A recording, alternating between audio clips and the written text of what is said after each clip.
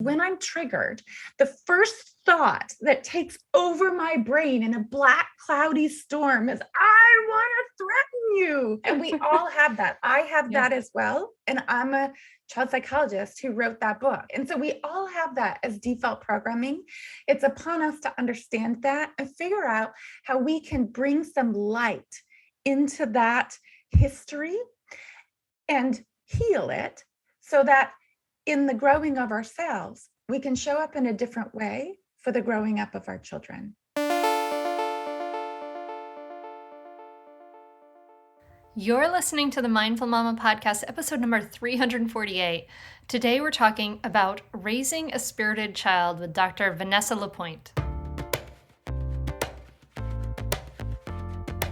Welcome to the Mindful Mama podcast. Here it's about becoming a less irritable, more joyful parent. At Mindful Mama, we know that you cannot give what you do not have, and when you have calm and peace within, then you can give it to your children. I'm your host, Hunter Clark Fields. I help smart, thoughtful parents stay calm so they can have strong, connected relationships with their children. I've been practicing mindfulness for over 20 years. I'm the creator of Mindful Parenting, and I'm the author of the best-selling book, Raising Good Humans, a mindful guide to breaking the cycle of reactive parenting and raising kind, confident kids.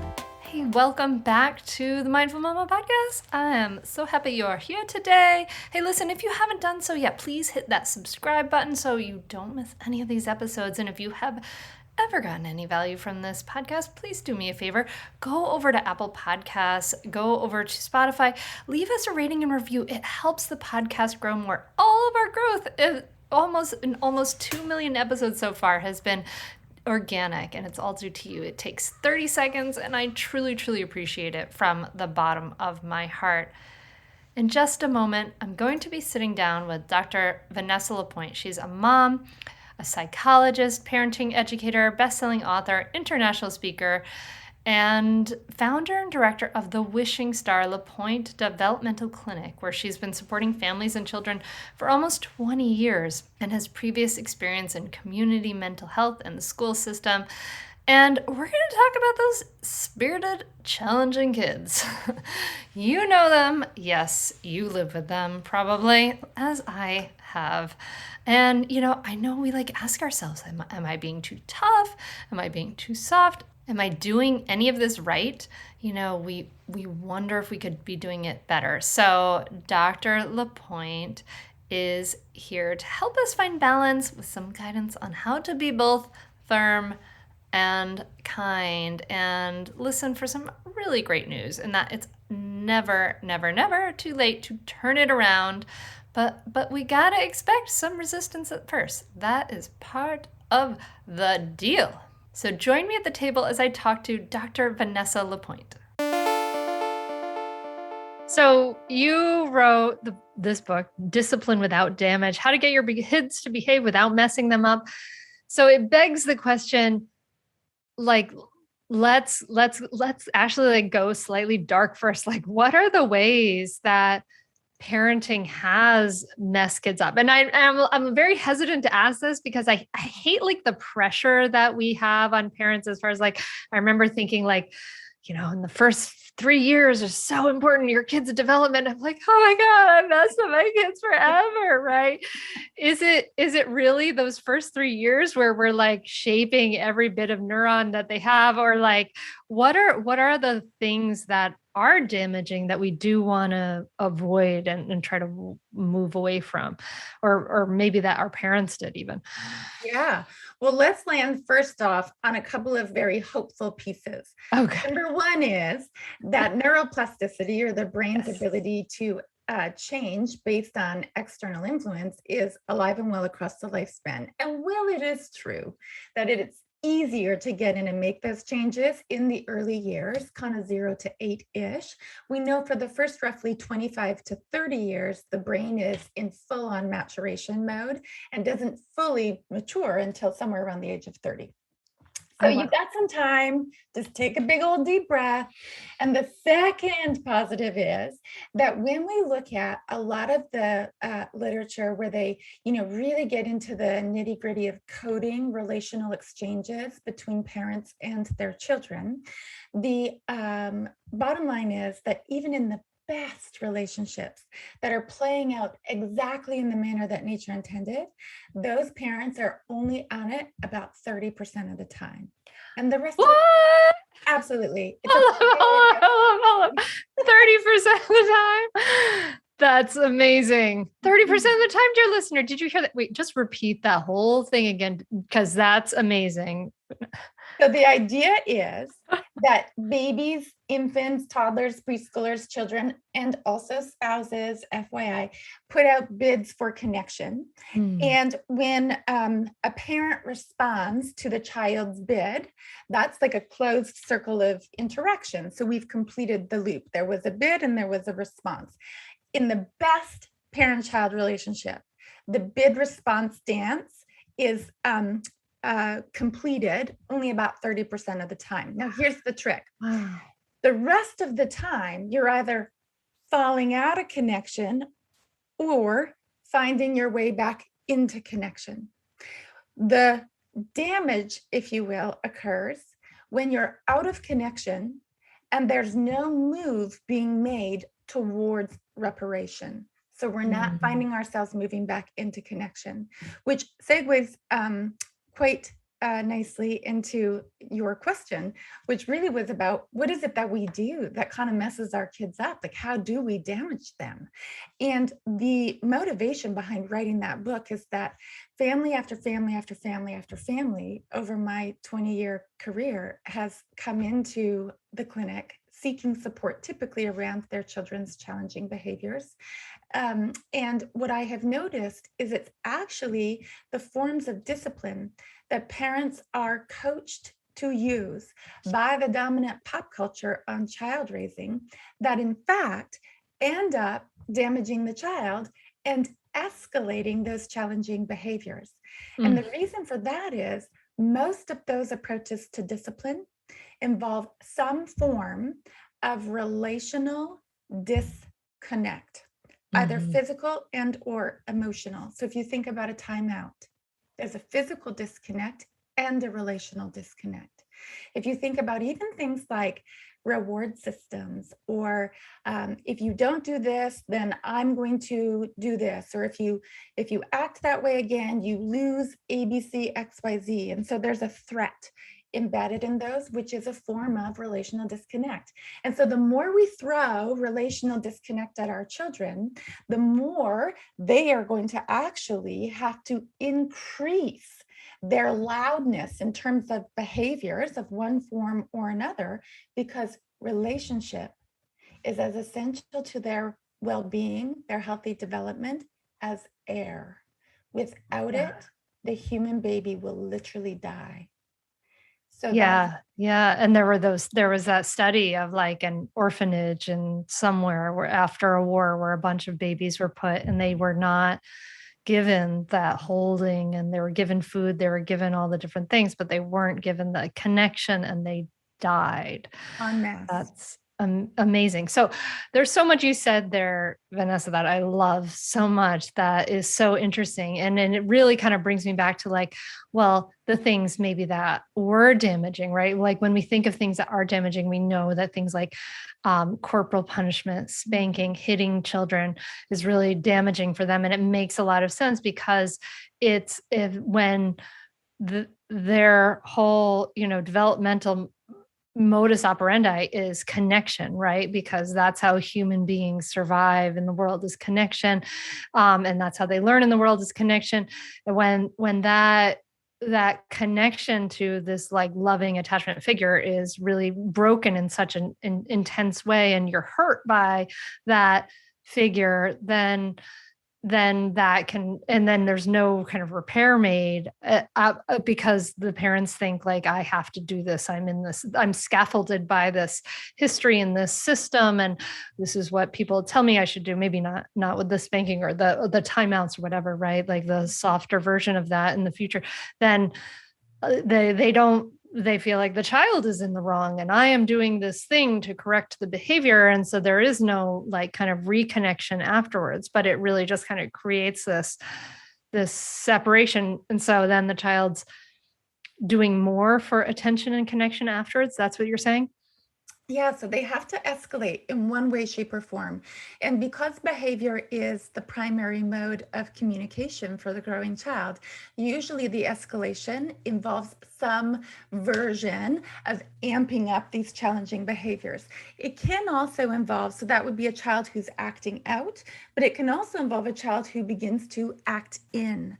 So children who become full of self-loathing, children who believe that they're not worthy of love, they're not worthy of affection, they're not worthy of even just being here on this earth, which then, goes underground and can emerge as anxiety, depression, self-harm, suicidality, those kinds of things. And so we really want to look at what nature intended for children and base our parenting decisions on contemporary science around child development, not on how our parents did it with us. Yeah. Well, okay. So I want to go there. I want to go to what should we base it on? But I just want to underscore this because sometimes the listeners like, yes, sometimes you may be listening to this because you had a partner say, honey, listen to this. You got to hear what Dr. Vanessa and Hunter are saying about this. Like, so the things that are damaging, some of the things that are damaging, just to kind of like, if we were going to do a bulleted list, like definitely like the spanking, any kind of corporal punishments, the research shows that's hugely damaging. What else? If we're just going to kind of say like, we really need to understand that these things are not going to create better behaved kids. They're actually going to damage your relationship. What are they? So timeouts, removal of privileges, use of reward systems, and the use of contrived consequences. So, okay. Yeah.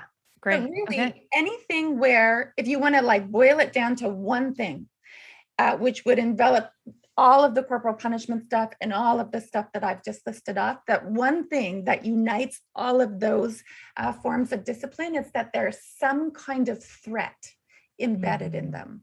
So when we use threat, I'm going to take this away, this will happen to you if you don't do this for me, whatever it is.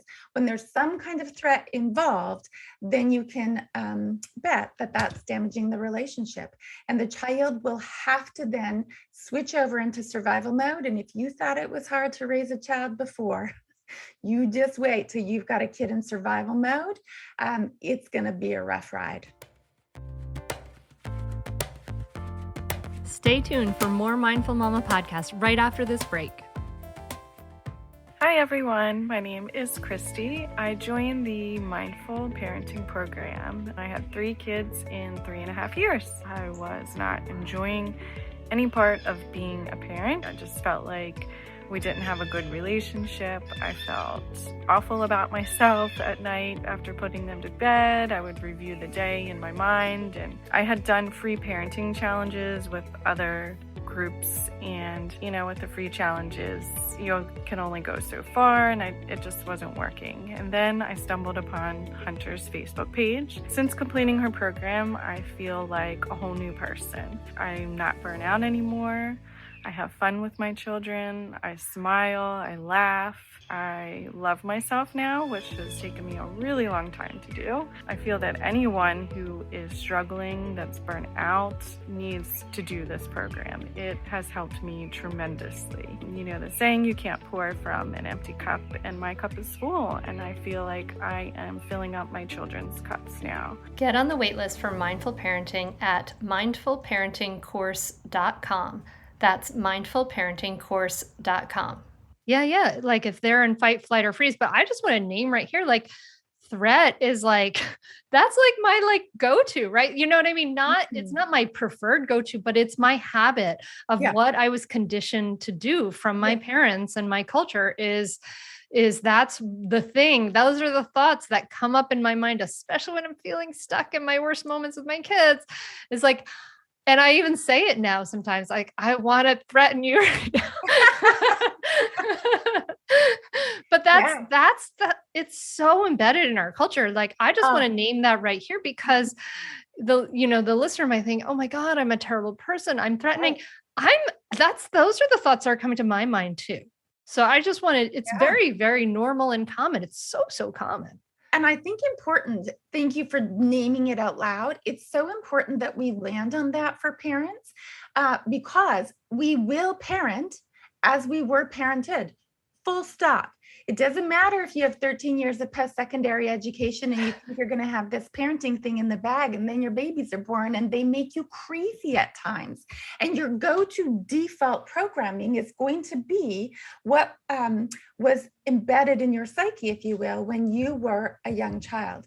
And by virtue of the fact of where we are in our history, almost 100% of your listeners were raised by parents who would have used some kind of what I'll call behaviorist approach to parenting, which would have involved that sort of threat control thing, not because they were bad parents. That's because that was what was available to them. And actually, if we were going to deep dive into sort of historical context and the proximity to World War and all of those kinds of things, that form of parenting in that day and age, not that it was great for kids, but it made a lot of sense. The challenge is, fast forward to present day, we know better. And as Maya Angelou says, we must then do better, right? And we understand that this is not what our children need. And so it's upon us to do two things. One is we've got to grow ourselves. Like, we've got to figure out, okay, I got a program that's underneath the surface here. How do I know that? Because when I'm triggered, the first thought that takes over my brain in a black, cloudy storm is, I want to threaten you, right? And we all have that. I have that as well. And I'm a child psychologist who wrote that book, right? And so we all have that as default programming. It's upon us to understand that and figure out how we can bring some light into that history and heal it, so that in the growing of ourselves, we can show up in a different way for the growing up of our children. And that's when we, I don't know, change the world. Yeah, exactly. I'm so with you. It does change the world, because what's in the micro levels and the macro level, what's in the family is in the greater society. The way that we interact with each other in the family is a pattern for the way we interact with each other in society. Oh my God. I love this so much. So yes, the default programming. Okay. So we've got this default programming. We see that, we don't want to be using threats. We don't want to be using even rewards. Yet we have to get the 5-year-old out of the house and to the bus stop, because the bus is going to be there at a certain time, right? Yeah. So walk us through, how do we start to turn this ship around? And it's such a great question, and the timing of it's so perfect, because it's usually at this point in the conversation where I can see, if I'm doing a workshop or if I'm one-on-one with a parent, that like the fear starts to creep. Okay, but what now? What do we do? And so here's the thing. It really is about hitting the balance of being both firm and kind. So when we talk about not using threats, not vilifying the child and attempting to control them, that doesn't then mean that we're advocating for what I call flowery meadows parenting, where you just like release them to the flowery meadows and watch them blossom, because we know that actually isn't great for child development either. So we need this magical balance of being both firm and kind at the same time. Now, underlying all of that must be the foundation of a very safe, emotionally speaking, a safe parent-child relationship. When the child is in right relationship with the parent, a relationship that allows for the child to lean into the parent's guidance and care and to be emotionally at rest, the child will instinctively desire to do the parent's bidding. Does that mean that the child will do the parent's bidding every single time? Oh, no. Because their minds are not yet fully formed. They're working on figuring out how we get through this thing called life. And so there is going to be ups and downs and hiccups and bumps and all of that kind of stuff. You hold the line. I had a parent yesterday say, well, this all sounds well and good. This, of course, is on social media, which always is, so much more interesting. this all sounds well and good, but so if your kid's pulling on the dog's tail, you just let them keep pulling on the dog's tail. And I was like, is that what you took from this? Like, are you bigger than your 2-year-old? Might you step in between your 2-year-old and the dog and very firmly, but with compassion, say, this will stop, gentle hands. And then if the child is unable to sort of do your bidding in that moment, you take it upon yourself. And this is the mind shift that allows people to sort of really figure out what the respectful parenting approach is about. You take that on yourself. You understand my child in this moment is unable to do my bidding. My child in this moment is unable to understand the rule. My child in this moment is unable to follow through on the rule. And so now I will help my child with that. I will help my child. And that's the key, right? Like I don't have to make my child, but like as a parent, you're coaching, you're helping these kids who are going to make mistakes and they're going to be annoying and frustrating and they're going to like drive you bananas, and you're helping to coach them into, people who ultimately adults, right? But I will help my child. I love that he said that. Yeah. And it's on you as the parent. That's the difference. We don't put it on them. We don't make them wrong. We hold ourselves accountable to their journey and their development. I love that. I love it. That reminds me, who was it? Hal Runkle said to me in our interview, he said, you are not responsible for your children. You are responsible to your children. Oh, what a beautiful play on words. Yes, that's exactly at the heart of it, isn't it? Mm-hmm. And so I love this idea because you're saying, you have to, you're shifting the expectations. You're saying, expect your child to be immature. That's the definition of a child, right? Like they are immature. Expect your child to make mistakes. Expect your child. Sometimes I think a lot of it has to do with our expectations. Like if we say something, it should just happen. That's that kind of conditioning that we were given, that idea that kids should just automatically obey things, but not even, adults don't learn something the very first time we're told something. You don't learn, dear listener, you don't learn something the very first time you're told it. How many episodes of this podcast have you listened to? Right? Like,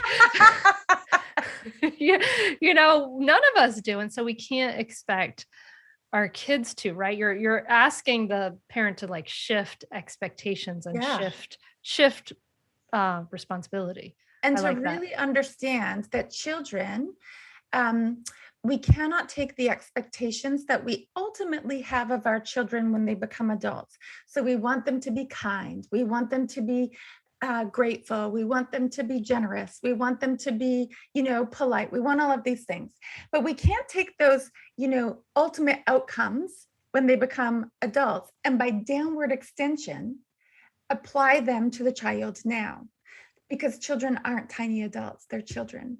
And if I'm going to have a grateful heart as a grown-up, when I'm 34, that's going to look one way, but when I'm 3, it's going to look very different. When I'm 3, it's going to look like I'm practicing figuring that out. And I'm learning that by seeing my parent model it over and over and over again, that I see my parent living a life full of gratitude, and I'm just osmotically absorbing that. And one day you'll see the fruits of your labors. But first you must develop the root system so that they go deep and they're well secured. Stay tuned for more Mindful Mama podcast right after this break. We are supported by the #1 meal kit for eating well, Green Chef. I love Green Chef so much because I hate to go shopping. I hate going to the grocery store, and I want to eat great food. Green Chef makes cooking easy so you can spend less time stressing and more time enjoying delicious home-cooked meals. Green Chef's pre-made sauces and dressings and spices. They give you this chef curated flavor in a lot less time. And you don't have to go to the grocery store, which is such a huge bonus for me. I love that so much. Green Chef is so convenient with these pre-portioned, easy to follow recipes. They're delivered right to your door. It really saves you time, and it's premium and organic. It's fresh produce, premium proteins, and organic ingredients that you can trust. So you get organic ingredients, they're sustainably sourced produce, so you can feel really great about what you're eating and how it got to your table, because it's also sustainable. It's like win-win-win. It's the most sustainable meal kit and offsets 100% of their carbon footprint. So with Green Chef, you're reducing your food waste by at least 25% versus grocery shopping, according to a HelloFresh global food waste study. I love cooking with Green Chef, and now my kids will cook with me with Green Chef. They love it too. The flavors are so good. For instance, on the menu this week is smoky salmon with remoulade, which is like, I don't know how to pronounce remoulade, but it's so delicious. It's like, there's green beans, apple cabbage slaw, high quality salmon, and that remoulade sauce is just amazing. It gives it that flavor of being like you're going to a restaurant, but it's actually easy to prepare and it's delivered right to your door. If you are like keto or paleo or vegan or vegetarian, gluten-free, they have incredibly easy meals options for all of those lifestyles. And they have the only keto meal kit on the market. So if you are carb conscious, awesome. Go grab Green Chef because it's so easy, so high quality, and so delicious. Go to greenchef.com/hunter130 and use the code HUNTER130 to get $130 off. It's an incredible deal, plus free shipping. That's greenchef.com/hunter130 and use the coupon code HUNTER130. Get $130. It's amazing. Green Chef makes it so easy, so delicious. I can't recommend it enough. greenchef.com/hunter130. Green Chef, the #1 meal kit for eating well. And remember, dear listener, you only have to do this 30% of the time. You're welcome. Okay, mic drop, podcast over. No, but it's true, because we're really hard on ourselves as parents.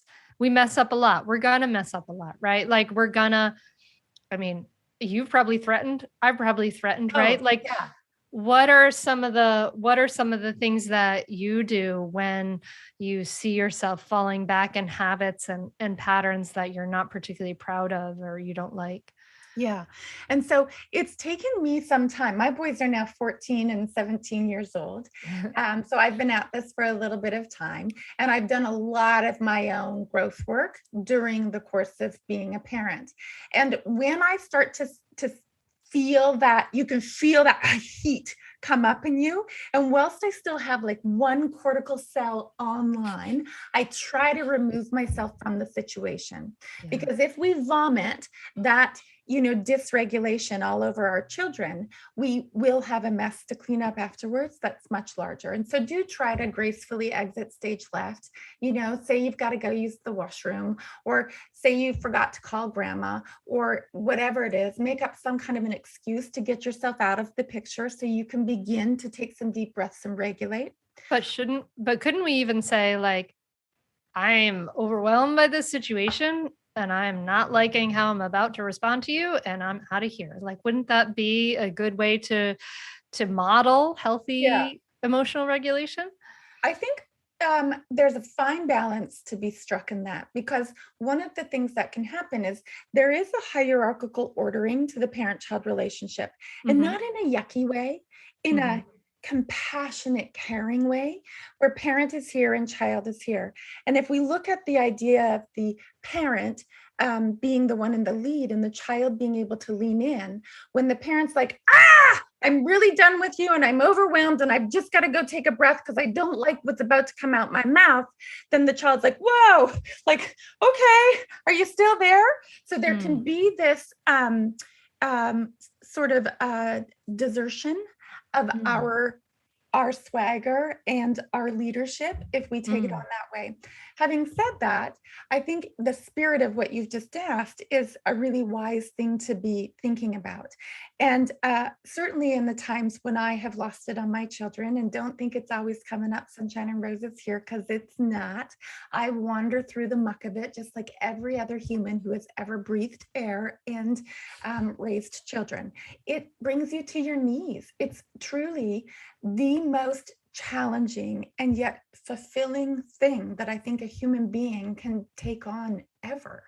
And so in the moments when I've mucked it up, I'm very clear to come back around to my children and debrief that with them from a position of accountability. I don't ever apologize to them because I don't need anything from them. I don't need their forgiveness. And I do want them to understand that that's not the way that I want to do this, that I am thinking through that and endeavoring to be a better version of myself the next time around, and for them to be very clear that it doesn't in any way change the way that I feel about them, that I will love them to the end of time. As my friend Maggie Dent says, I love you as much as all the hares and all the bears, all the grains of sand on all the beaches, and all the stars in the sky. I'm sure you get the eye roll for that, though, with your 14-year-old. Well, they're used to that from when they're little. And even now, like, certainly there would be the eye roll at this stage, and yet there would be a little glimmer behind it. Yeah, a little. Every now and then I'll go in to say goodnight to my 14-year-old, and we had this hilarious bedtime tuck-in rhyme that I used to do with him and his brother when they were much younger, that was passed along to me from my parents.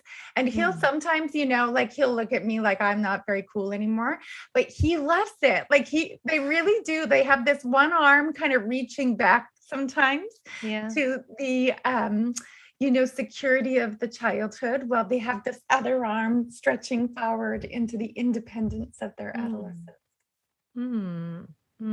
I love that. So circling back, creating that connection, and also what you're describing here are rituals of connection, rituals of voicing, being very clear and vocal about your values and what's important, being vocal about, I endeavor to be this version of myself, and I wasn't crazy about that version of myself. And it doesn't change, vocalizing that unconditional love. And what I like about that idea of, like, we tend to forget, right? Unconditional love is I love you even when you're acting like a Dumbo. And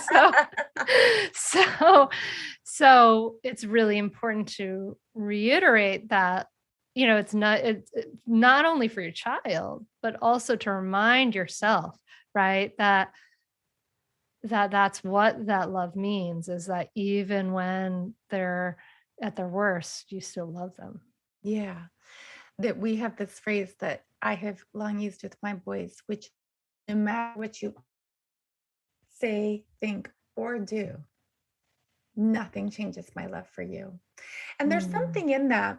I love how you just said it's not just communicating it to our children, but reminding ourselves of it, both in terms of how we see our children and also how we see ourselves, that we can have unconditional love and grace for ourselves in the moments that we, don't really show up as the parent of the year and have a little bit of a stumble, that we can be reminded those stumbles and those behaviors, that's not the truth of who we are. The truth of who we are is that we are a loving being full of all sorts of good intentions and potential. And we want to honor that in our children and in ourselves. Yeah. We're a loving being with good intentions and all that stuff with a nervous system of a mammal that evolved to survive in a hunting and gathering society, right? That was evolved to be on alert for threats and have that stress response be very close to the surface a lot of the time, sometimes for us. Absolutely. Right. Yeah. Wow. I love this. So what can we do in the early years to start to practice this, or to start to turn around a train that maybe, maybe we're currently patterned after the way our parents parented us because we don't know what else to do? What are some of the first steps to start to turn that train of disconnection Mhm. around? I think if there was a magical formula, which there isn't, but if there is, um, that it would be that we have to understand a few key things about ourselves as individuals while we come into the world of parenting. We have to understand a few key things about child development, and then from there, figure out how to step in. So, in terms of understanding ourselves, one of the biggest things that I think I had to come to terms with, and I offer it forward to the clients that I work with now, is that my child cannot make me feel anything. So Hmm. when I'm in the midst of some kind of a trigger or some kind of a reactiveness, it's not because of my child. My child did not make me feel that, because 5 other parents could be lined up behind me, having their children acting the same way and responding quite differently. One of them might be amused by it, another might be confused by it, another might become curious because of it, and I might become reactive because of it. So it's something in me that makes me feel the way that I do. Mm-hmm. Now I've got to sort out, what is that? That's the programming, or as Don Miguel Ruiz refers to it, the domestication, The right? domestication. The way that Ooh, we're domesticated. I love that. Viktor Frankl said, between stimulus and Yeah. response, there is a space. And that space is what it is to be a parent.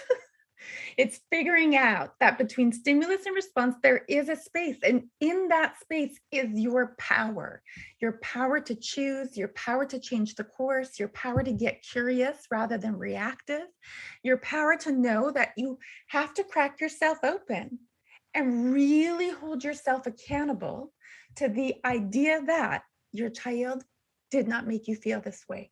You made you feel this way. And the good news in that is, you then hold all of the power for transforming that feeling into something that works for you and for your child rather than against.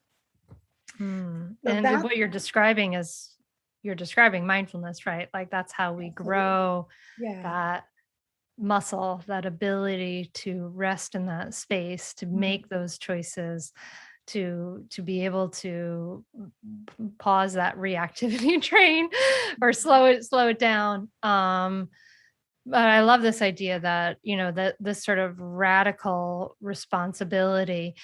And keep going. I wanted to see where you're going with this, like this idea that we, if we're in a situation, our child can't make us feel things. Yeah, at the same time, like there are behaviors that do not meet our needs, right? That aren't acceptable as far as meeting our needs. Like, I don't want you to smash glasses all over the floor, right? Like if we want to go to extreme there. So talk to me a little bit more about this idea. Yeah.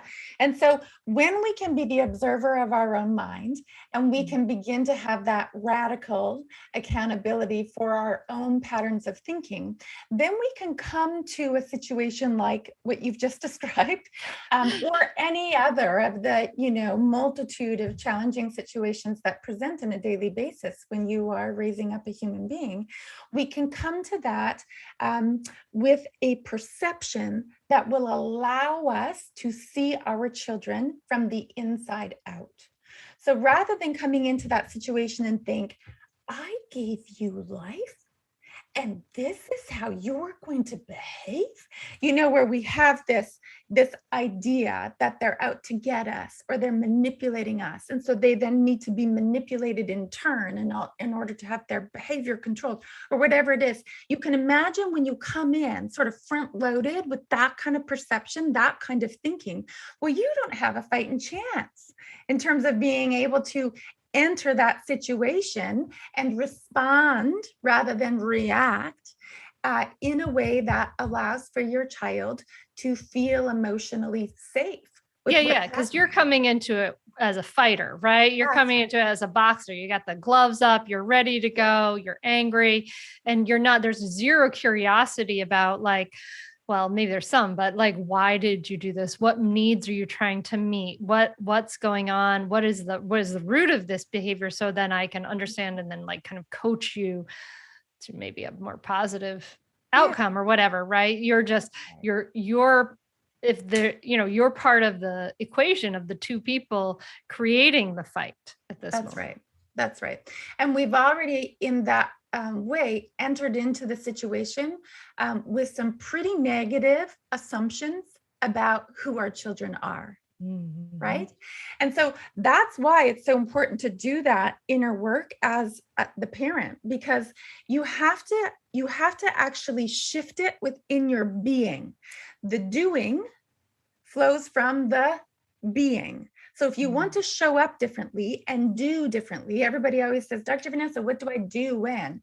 If you want to show up and do differently, you must first shift the being. The doing flows from the being. That's why the mantra in Discipline Without Damage is you see it, you see what's going on, you feel it for your child from the inside, and you also feel it for yourself from the inside. And then you be. You allow the being to just sort of open up, and the doing flows from the being. And then we go to sort of the second step of the equation, right? So we've addressed the idea that we must transform ourselves along this journey. And then we have to understand who our child is. And that's a little bit about understanding some of the very sort of basic principles of child development. Things like kids need connection more than they need anything else. Things like we have to have reasonable expectations of our children, and 4-year-olds don't share. They just don't. I mean, sometimes because it's all going really smoothly, you'll see that they're happy to give another child their toy, but it's not because they know how to share. They don't have that part of their frontal lobe developed just yet. That'll come online in the next year to 3 years. Mm-hmm. Yeah, it doesn't mean you're raising a sociopath when your 4-year-old does not share. No, but if I had $1 for every time a parent says to me, I think I'm raising a sociopath, I'd be a very wealthy woman, because we get freaked out about those kinds of things. But when we can put it into the light of child development, we see, okay, that's just normal. Mm-hmm. We just understand that. And then the other piece of it is to understand who your child is. Because I have 2 boys cut from the same cloth who could not be more different from one another in terms of how they were wired, their temperament, their personality, how they showed up in the world. And so I really had to calibrate the way that I navigated life alongside them quite differently, because the one boy would have become completely undone had I navigated things the same way that I had for his brother, who sort of was able to kind of, roll with the punches a little bit more easily than his brother did. Well, this brings to mind, like, kids who are spirited, kids with ADHD, kids with autism. A lot of times parents come to like mindful parenting and they say, what about kids? And the kind of parenting you're describing, where you're saying taking responsibility for yourself, look at your kids, move away from this behaviorist paradigm that's actually damaging your kids. They want to know, does this kind of thing, does this work for my spirited kid, for my kid with ADHD, for my kid who may be on an autistic spectrum? What is your answer to that? My answer is, not only does it work for those children, it's essential. Yeah. When you are growing an exceptional child who's born under a different star, putting on their own developmental path that is, unique to that of maybe the majority of their peers. When you are raising an exceptional child, it demands that you step into an exceptional version of yourself. And so not only does it work, it is actually essential. And when we look at particularly the very sort of most current research in terms of effective interventions for things like autism, what we are seeing is that they're all shifting away from that behaviorist approach that would have been, very dominant 20 years ago, 10 years ago, okay, even right now. They're shifting away from that approach into relationally rich approaches, things like the Greenspan DIR floor time program, or other kinds of programs that are about gifting the child the experience of being co-regulated through a healthy relationship, and then generalizing from those experiences to the rest of life. A very different approach than the behaviorist approaches of days gone by. Yeah. I mean, I've definitely seen that from my own experience too, where parents, would have exceptional kids and they would go to a school and the school would say, do this behaviorist kind of thing, and it would be blowing up in their faces. Yeah. And then they'd come to me and I'd say, well, let's try this other thing. And it would help the kids, and it really all comes back to this relational experience where we are not behaviorist automatons. We are in relationship with another human being, and we have to bring this kindness and curiosity and all of that to that human being. If you think that the parents think that if we're worried that our relationship has become damaged by our discipline tactics, what are some ways to reconnect, reestablish that close bond? Yeah. And so, first of all, welcome to the club. Before you get too down on yourself and get too, awash in guilt, recognize that you're in really good company. Ironically, I think the parenting industry has been a big part of that over the last 20 years, because parents have come into a lot of kind of, it's challenging to find your way through the land of Dr. Google when you're trying to figure out what's the right thing to do for your child. And so I think the place to start is to know that if you've been over functioning on the behaviorist side of things, you need to begin by over functioning on the other side. And so to begin, it's going to be a lot of finding ways to say comfortable yeses, which doesn't mean you're erasing all of the boundaries, because that would actually be terrifying for your children. But you're finding ways to sort of show up with a lot of kindness, that you're making their favorite meals, that you're joining with them in the activities that are interesting to them, that you're really taking time, just as you would with another adult, where you were keen on building a relationship with them. You're taking time to have your child feel seen and heard. You know their likes, you know their dislikes, the kinds of things that make their world go round, and you move in quietly but swiftly to make all of that kind of feel like it's readily available to them. And initially, if you've been very behaviorist in your approach, you can expect your children to be like, wait, what's happening here? And they're going to continue having resistance because they're in the habit of having resistance to all the things you've been saying. And they're not going to trust you. Yeah. So they're not going to trust that this change is real. They might even get a little louder and bash into the boundaries a little bit more, because they're like, are you for real? I'm just going to check that out. Right. And so expect that it can get a little bit worse before it begins to get better. And just know that that's a sign that it's working, that you're on the right path. And then once you've got the relationship, so now what we've got is a child who feels safe to lean into the care and provision of their big person. And once we've got that safety established, then we can start to sort of push forward again in terms of, expectations and that kind of stuff. But you've got to go easy right out of the gates if you have a history of being highly behaviorist with your children. Certainly, you would want to immediately stop any kind of discipline tactic or approach that involves the kind of stuff that we've been talking about. You do not want to threaten or harm your children physically.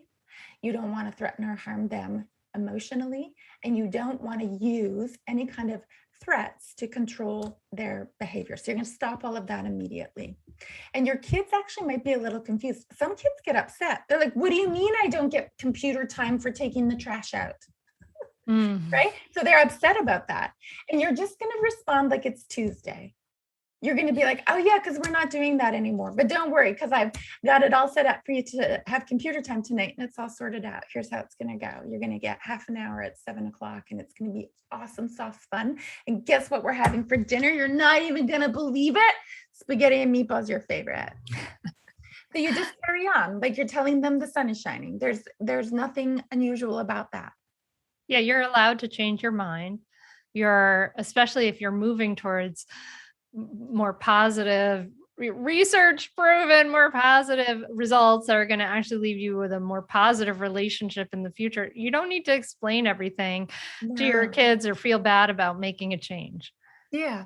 And in fact, when we attempt to explain that all to our children, we actually do ourselves a disservice. Because then it's like we're making excuses or we're trying to fill in or we're trying to convince them. When somebody who's a true leader and has really decided this is how I will go, I'm not explaining myself to you. And not from a place of being against you. I'm not explaining myself to you from a place of being for you. This is how we will go. I know it's confusing and this is what we will be doing. I love this idea that this what you're modeling, this stepping into your leadership and because that does provide kids a sense of safety, like boundaries and edges and those firm, kind boundaries. They provide kids a sense of safety. We don't want to be saying yes to them constantly. No, we have to have those boundaries and we don't have to explain them all. Yeah. It's alarming to them when we're constantly explaining because it means we're not really in the lead. It's the energy that you and I are talking about right now. It's what I call having swagger. Say it again. What I call having swagger. Swagger. Oh, that's cool.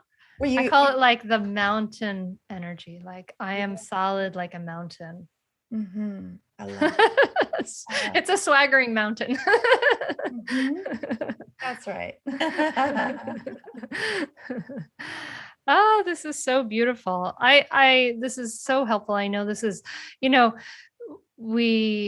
it takes different voices explaining things in different ways and understanding. And for you, dear listener, I hope that you are connecting with Vanessa's voice and the way that she is explaining this in a really beautiful way, because I am really connecting with it here.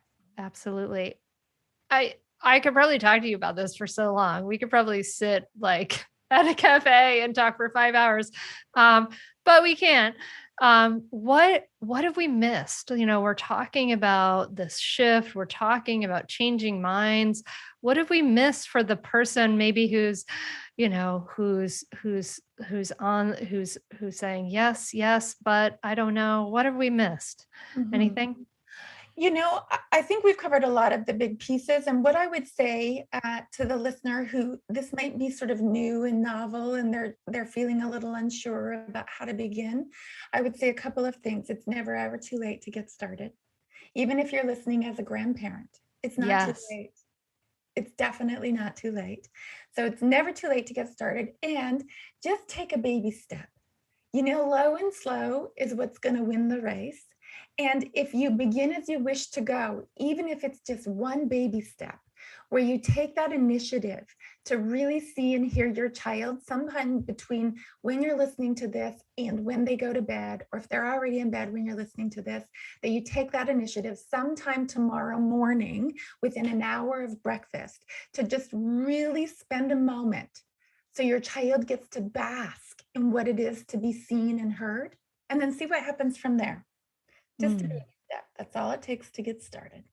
I love that baby step. That's wonderful. I'm gonna be jumping into that. That's one of my favorite steps, parenting steps to take. And I'm jumping into this after this call with my 14-year-old who's on the hammock outside the window. Came home from school. Vanessa, this has been such a pleasure and a joy to talk to you. I really appreciate you sharing your wisdom, your leadership, and your voice with us and here at the podcast. Where can people find out more about you and continue the conversation? Yeah, so Dr. Vanessa Lapointe, drvanessalapointe.com is my website. I have lots of blog articles and other things up there. I'm very active on Facebook and Instagram and on TikTok nowadays. Ooh. And of course, I have 2 books, Discipline Without Damage being the one that we've spoken about, and Parenting Right from the Start, which is a book for parents, primarily of young children, in terms of beginning the journey of what it is to be a parent. Well, thank you so very much. And it's been a pleasure. I wish you the best. And dear listener, go check out Dr. Vanessa Lapointe. And and I appreciate you. Thank you for coming on. Thank you. It's absolutely been my pleasure. Hey, what an awesome episode. I would love to hear your ahas. Listen, if you loved this episode, please do me a favor. Share it on your Instagram stories and tag me at Mindful Mama Mentor. And while you're there, you might as well follow me and fill your feed with some awesome mindful parenting inspo. If you're gonna scroll anyway, scroll for some good stuff, right? And I'm wishing you a great week. Thank you so much for listening. And I really appreciate your time. Hey, listen, next week we are going to have an awesome episode about your relationship with your parenting partner and your couples, keeping it together, keeping it good after kids. So this was like one of my favorite episodes. So stick around, come back on Tuesday, and we will be here for you. And yeah, thank you so much for listening, my friend. I'm so glad to connect with you. And I wish you peace and ease and joy and presence in this week. Talk to you soon. Namaste.